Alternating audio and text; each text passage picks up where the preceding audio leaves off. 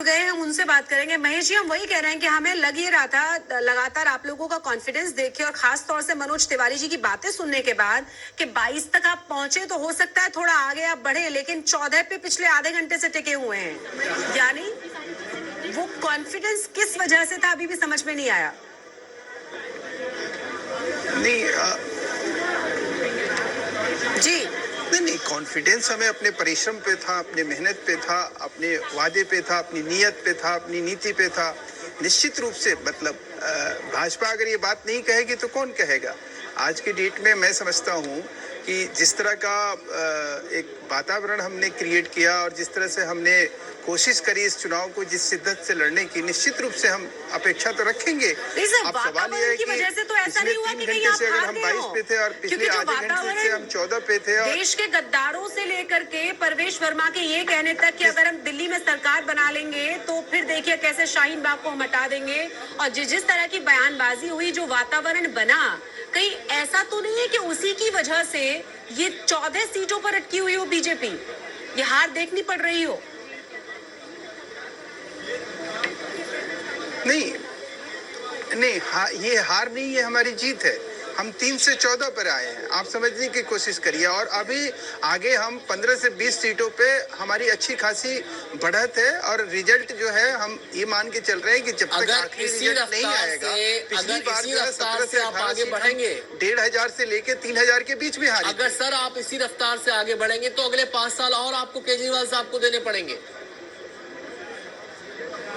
भूल जाइए फिर अभी आप 10 साल तक और नहीं। देखिए, मैं तो केजरीवाल, अगर आप इसमें संतुष्टि मान रहे हैं कि 13 से 14 पर पहुंच गए तो आप संतुष्ट बात कह रहे हैं वो बात सही है।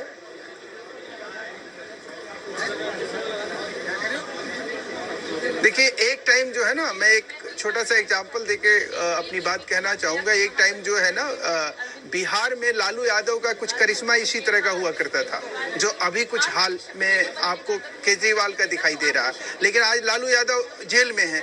आपको वो दिन दूर नहीं है जब केजरीवाल का ये सारा जितना भी ये राजनीतिक में वो प्रपंच कर रहे हैं। आप देखिए, अभी ईवीएम पे जो है कल से कितना अलाप बिलाप प्रलाप इन लोगों का शुरू था। आज ये कुछ ईवीएम को लेकर अब इनके बिल्कुल सन्नाटा है, मौन है, कुछ मत बोलो। अब चूंकि पार्टी लीड ली हुई है, जैसे ही अभी ये थोड़ा सा सूर्यास्त से पहले इनकी ये खुशफहमी खत्म होगी, फिर ये ईवीएम पे आलाप बिलाप शुरू कर देंगे।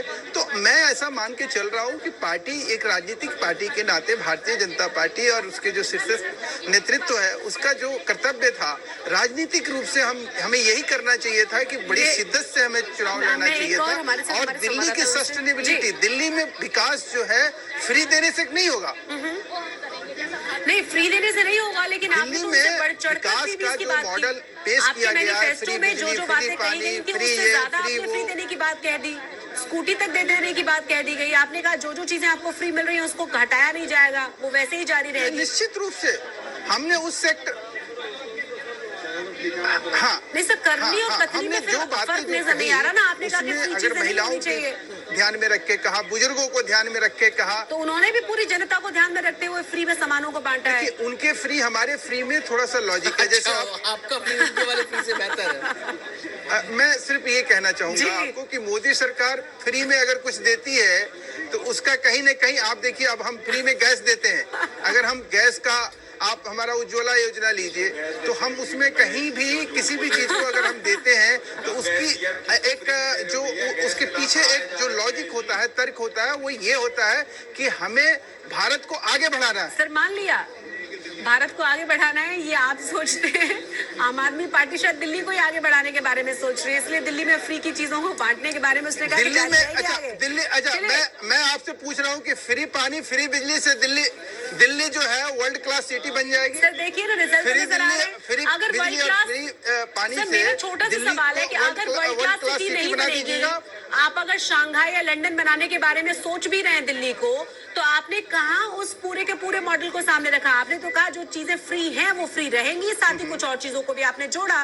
पंकज जैन हमारे साथ मौजूद है, एक बार बने रहिए सर हमारे साथ हमारे संवाददाता पंकज जैन जुड़ गए, आम आदमी पार्टी के बाहर दफ्तर से जुड़े हुए हैं लगातार। पंकज, आप सुबह से बने हुए हैं। अब मेरा सवाल ये है कि आम आदमी पार्टी को कोई गड़बड़ तो नहीं लग रही है ईवीएम में, या सब ठीक है 56 सीटों पर आगे चलते हुए? देखिए एग्जिट पोल के नतीजे जिस तरह से आए थे सामने, उस तरह से रुझान नहीं देखने के लिए मिल रहे हैं। कई सीटों पर ऐसा लग रहा है कि आम आदमी पार्टी के बड़े नेता पीछे चल रहे हैं। हालांकि कई ईवीएम खुलनी अभी बाकी है, तो इंतजार करना होगा फाइनल रिजल्ट का।